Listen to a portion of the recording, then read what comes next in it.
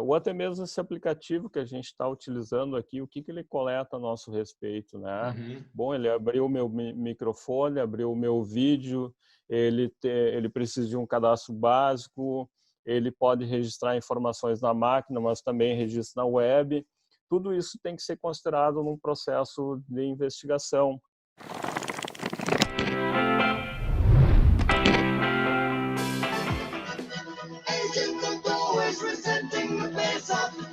Yes, yes! Albudrama, 1980, professor Juju. Machine Messiah é a música. E a introdução de hoje tem a ver com o nosso papo. Terá a ver com o nosso papo. Você que está aí nos acompanhando vai entender por quê. Mas antes quero saudar meu parceiro de Grito Perfeito, professor Juliano Keller do Vale. Professor Juju, tudo bem? Salve, salve! É isso aí. Tudo certo. Estamos por aí. Mais um programa, mais um encontro e hoje com alguém também bastante especial. Aliás, hein, professores? Nosso projeto só tem recebido gente de alto gabarito. Emerson Wendt, tudo bem, Emerson? Como é que tá? Tudo bem, Marcelo? Tudo bem, Juliano? Um prazer estar com vocês aí. E vamos lá, bora. Vamos trabalhar. O Emerson é delegado de Polícia Civil lá no estado do Rio Grande do Sul, também é professor, mestre já também em Direito, e vai conversar um pouquinho com a gente sobre as questões de atividade policial, mas também sobre algumas pesquisas que ele faz. Emerson, seguinte, já deve ter acompanhado, eu te mandei algumas coisas para tu teres uma ideia de como é que é a metodologia aqui das nossas conversas. A gente, um dia eu e o Juju, estávamos ali sem muita coisa para fazer e pensamos o que vamos agitar. Aí Juju disse, aumenta que isso aí é rock and roll, né, Juju? Eu disse, pô, então vamos pensar em trabalhar direito e rock and roll. Por que que o direito eventualmente teria morrido ou terá morrido em algumas das suas vertentes? E por que que o rock and roll continua sempre tão vivo? Então, professor Juju, por favor, encaminhe a nossa primeira questão ao convidado. Tudo bem, Emerson? Vamos fazer a Tudo bem. pergunta, então, já que a tua área de especialidade, quer dizer, cybercrime, tivemos aí, então, avanço no direito penal, né? Novos tipos penais, exposição da intimidade, lá atrás a lei Carolina Dickmann chamada, então, tivemos passos largos aí nos últimos 5, 6 anos, mais ou menos, em torno disso. Uhum. Então, eu gostaria de perguntar para ti, né? Será que o direito morreu? Aquele direito, né, antes de tudo isso, não é mais o mesmo? Né? A investigação mudou? Queria que tu dissesse, então, dentro da tua experiência aí, que a gente possa desenvolver o raciocínio. Olha, é uma pergunta e tanto, né?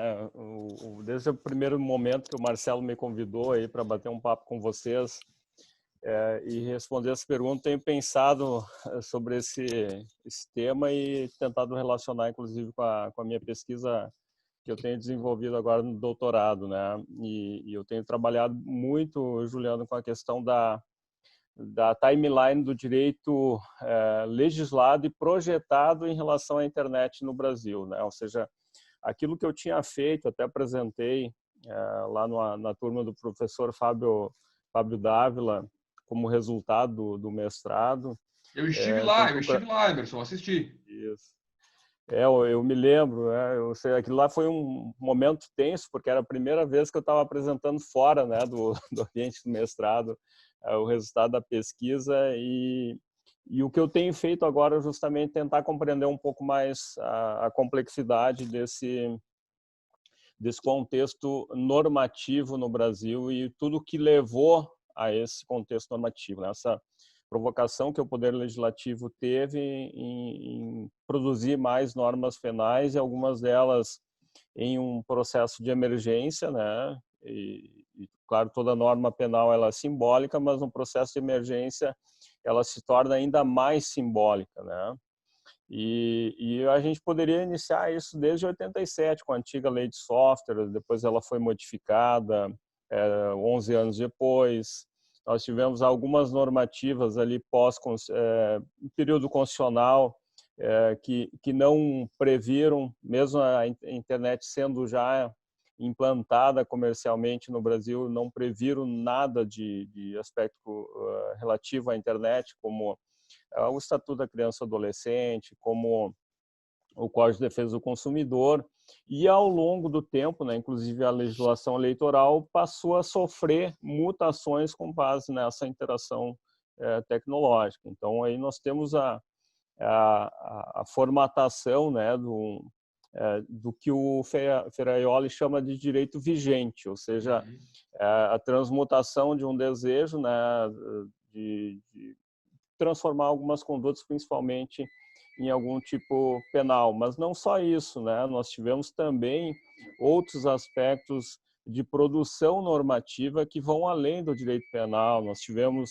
em 2014, a questão da legislação do Marco Civil da Internet, que ela vem de um debate desde 2009, um debate com participação social, por assim dizer, né? Ou seja, com várias interações através do Ministério da Justiça, e assim também o foi, num primeiro momento, a Lei Geral de Proteção de Dados, né? Ou seja, a formatação da Lei Geral de Proteção de Dados também foi com essa discussão pública, a exemplo do que aconteceu no Marco Civil da Internet.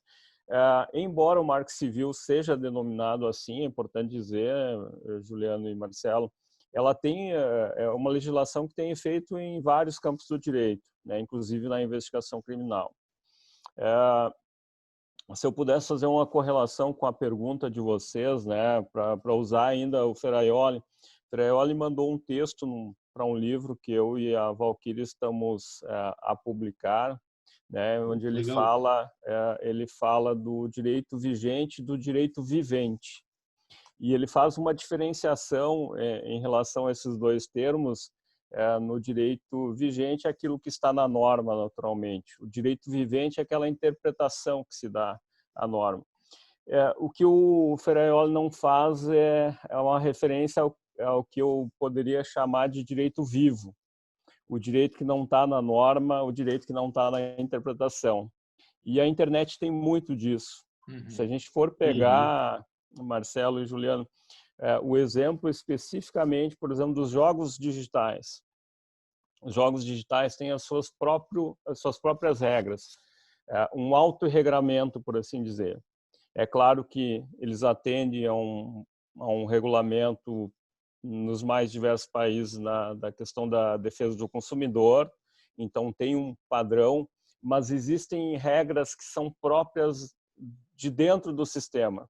Regras, por exemplo, de banimento de jogadores, Sim. Que elas não estão no direito normatizado, que não estão no direito legislado. Né? Aliás, Emerson, eu já vi ação judicial, portanto, a ser ajuizado o pedido no sentido de reparação por dano moral em razão de banimento de grupo de jogo online. Mas aí é transformar justamente algo que é um direito vivo, porque ele é existente, né? Fora do campo do direito normatizado, levar isso para um processo de judicialização.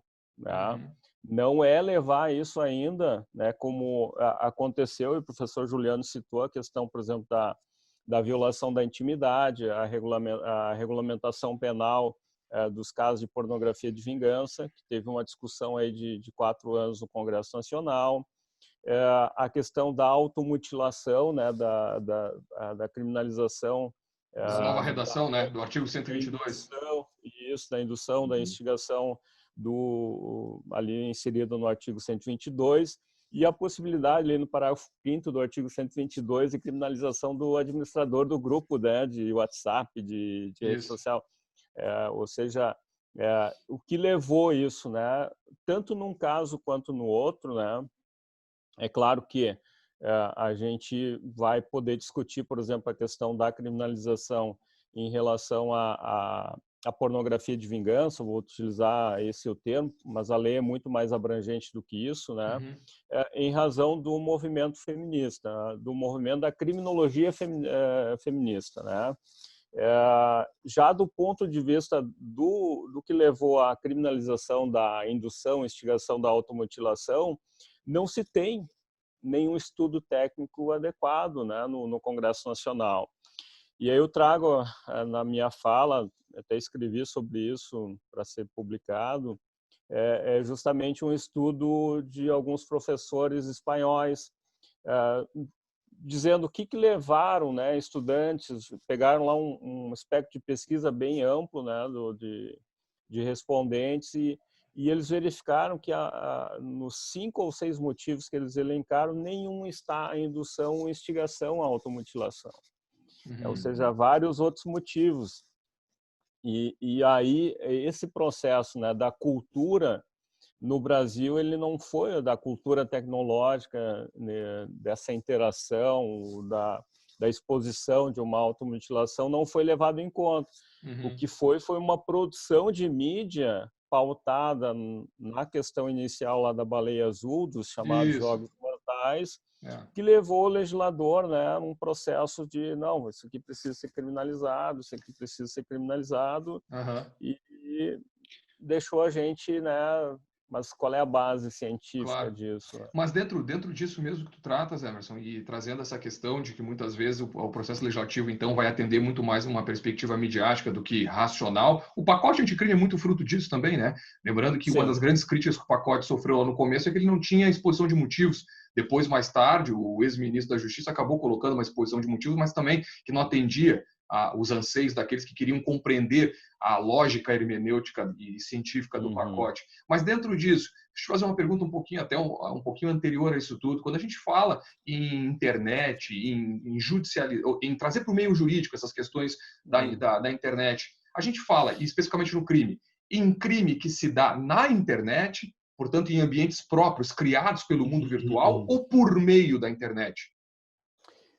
Em regra, principalmente por meio da internet, né? Ou seja, os crimes mais comuns hoje, que são as fraudes eletrônicas, os tipos penais já existiam antes, né? Claro. Diga-se o exemplo do estelionato e da extorsão, por exemplo, né? Então, eles já existiam antes, o que a internet foi um potencializador, né, desse tipo de conduta. Quando a gente fala em razão da internet, um tipo penal em razão da internet, ou dessa interação comunicacional digital, nós temos aí uma lei Carolina Dickmann, né, naturalmente, que foi criou um dispositivo, criou um tipo penal, né, dispositivo informático, o conceito de mecanismo de segurança, aliás, criou ali trouxe o conceito, mas não disse o que é mecanismo de segurança, né? Então vai fazer parte do chamado direito vivente interpretar. Pelo que eu sei, um ou dois casos chegaram ao segundo grau hoje no Brasil. São poucos casos, né? Essa questão dos robôs, né? Essa questão das injúrias qualificadas, injúrias raciais, calúnias, difamação, quer dizer, ameaças em geral, no ambiente das redes sociais. Como é que a nossa polícia judiciária, assim, numa visão, não só talvez no Rio Grande do Sul, mas no Brasil, estamos preparados realmente na questão investigatória? Juliano, eu fui provocado com essa pergunta num evento internacional que foi feito em Santa Maria em 2015, na rede ibero-americana de direito e questões tecnológicas, né? Pois a Universidade Federal de Santa Maria encampou esse projeto e teve outros anos lá também. Me perguntaram quais eram os principais desafios, né? Aí a primeira coisa que eu pensei, né, de relacionar isso com a lógica da arte, do direito, né? Você fala muito em rock, eu falo em outro contexto, né? Eu peguei aquele desenho Thundercats, não sei se recordam, Claro. da espada justiceira, e aí eu fiquei pensando no Lion, né? Espada justiceira, me deu a visão além do alcance, aí você não consegue enxergar muito além do alcance, né? Porque mesmo naquele momento, 2015, passados 5 anos, mesmo você já tendo uma lei, que é a Lei 12.735, foi aprovada, foi sancionado no mesmo dia da Lei 12.737, conhecida como Lei Carolina Dickmann, prevendo que todas as polícias judiciárias vão estruturar órgãos no sentido de produzir investigações qualificadas em relação a isso, né? Não existiu por parte do governo federal uma política pública nesse sentido, né? Então, isso depende dos 27 estados estabelecerem. Então, se pegar o estado do Marcelo hoje, Santa Catarina não tem uma delegacia especializada ainda, né, nessa área. E isso é um problema, porque você teria que ter pelo menos um centro Vamos pensar um policial lá de Chapecó, de qualquer outro lugar, né, do lado do oeste do estado. Ele precisa se informar de como produzir uma investigação nessa área, não só de redes sociais, mas a gente poderia pegar desde o artigo 121, Juliano, né, o homicídio cometido através de redes mundiais. Não estou falando de planejamento, falando de execução até, né, o desligamento remoto de De equipamentos aparelhos, no aparelhos médicos. hospital, o desligamento remoto, a queda de elevador, o fechamento de sinaleira, tudo provocado, causando acidente com morte. Então, desde o artigo 121, né, a gente vai precisar, né, de pessoal qualificado para dizer como buscar uma evidência digital, né, onde buscar, como é que funciona. Para fazer uma investigação em relação a alguma aplicação, você precisa conhecer o que ela coleta a seu respeito, né? Então, hoje, se a gente puder utilizar até o Google, ou até mesmo esse aplicativo que a gente está utilizando aqui, o que ele coleta a nosso respeito, né? Bom, ele abriu o meu microfone, abriu o meu vídeo, ele precisa de um cadastro básico, ele pode registrar informações na máquina, mas também registra na web. Tudo isso tem que ser considerado num processo de investigação. Então, se eu pudesse responder bem objetivamente, não existe uma qualificação padronizada dos nossos policiais no Brasil.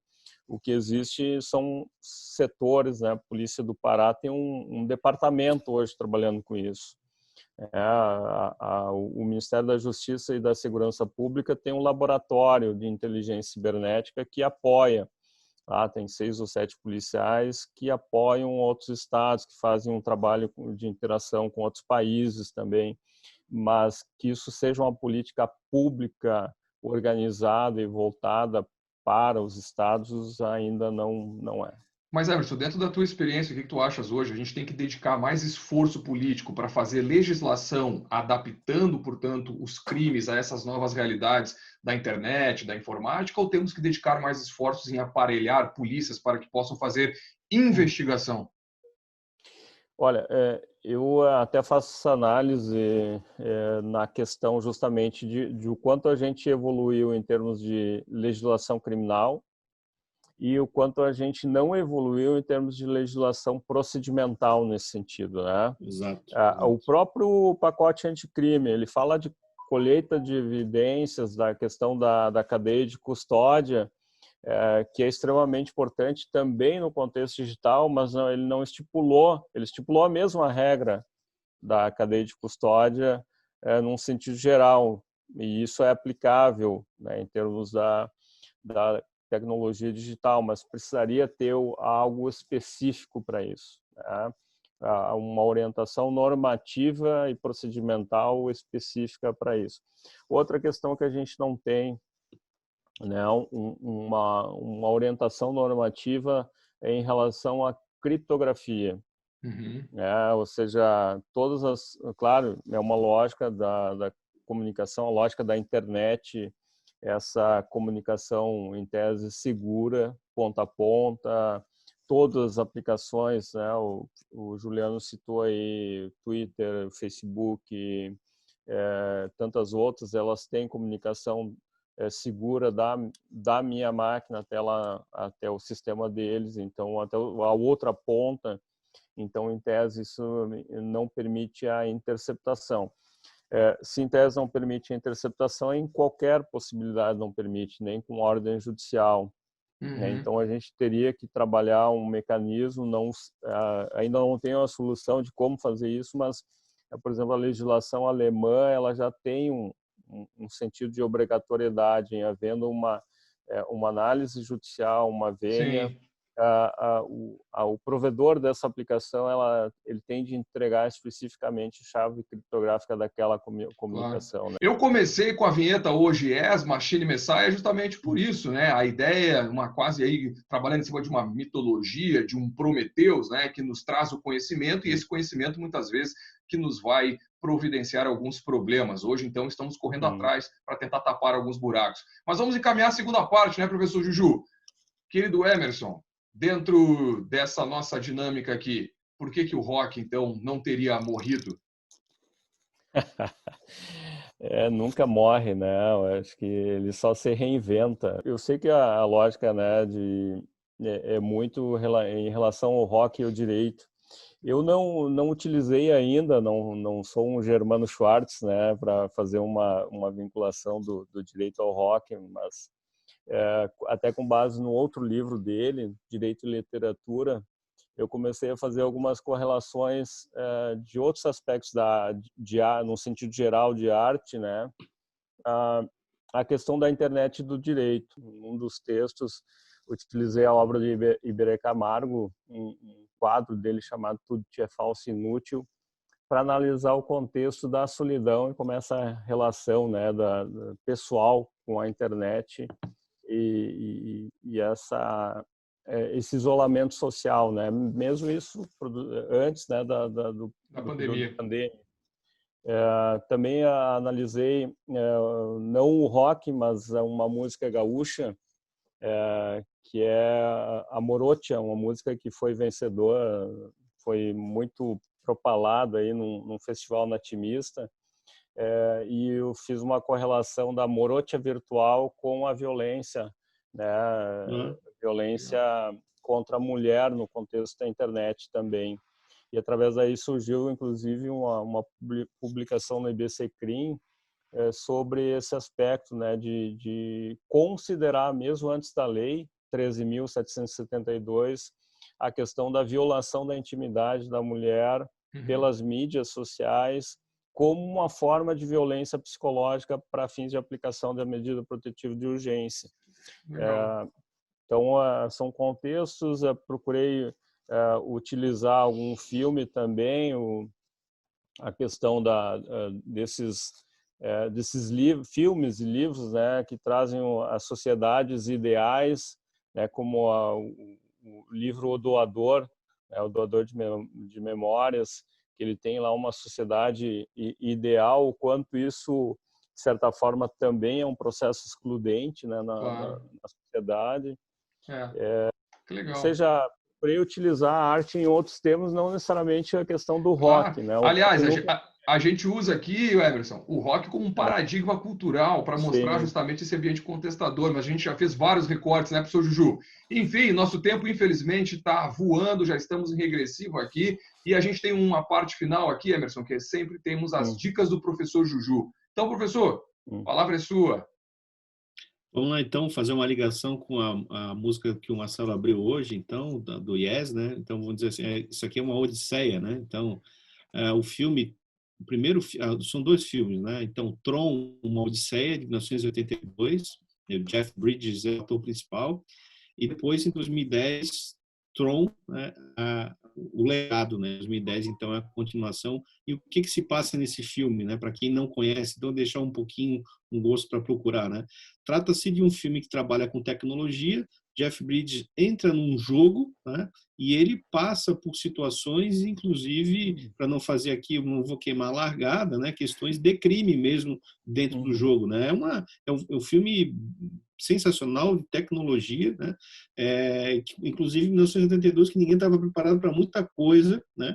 E depois, em 2010, então, já com redes sociais, então, Tron, o Legado, novamente com o Jeff Bridges, eu acho que vale a pena assistir e tem ligação com o que a gente falou hoje, que foi a temática. E a dica de som, então, vou um pouquinho mais para trás, mas é o disco Electric da banda inglesa The Cult, né? Então, Electric, né? Estão fazendo aqui uma ligação, então, de alguma forma, como a gente já viu, e todo o álbum The Cult, para mim, com todas as músicas, são essenciais para aquele que gosta de tecnologia, gosta de muito de eletricidade, enfim, gosta de rock porque realmente não morreu. É isso aí, professor Marcelo. Muito obrigado, show de bola as dicas do professor hoje. Aliás, começamos com o IES e fomos terminar com as dicas do professor Juju, porque o tema hoje envolvia a relação aí do direito, mas também de algumas questões atreladas às investigações de crimes cibernéticos com o nosso querido convidado Emerson. Valeu, Emerson, obrigado por ter estado conosco, muito obrigado mesmo por ter cedido um pouquinho do teu tempo para a gente. Valeu, obrigado pelo convite, Marcelo e Juliano, parabéns aí pelo programa. Que bom. Bom, professor Juju, até a próxima. Você que nos acompanha aí, valeu. Não esqueça de dar um like no vídeo, se inscrever no canal aí para que a gente possa produzir cada vez mais conteúdo. E estaremos aqui mais tarde para discutir outros institutos, outros discos e outras músicas. Até a próxima, gente. Tchau!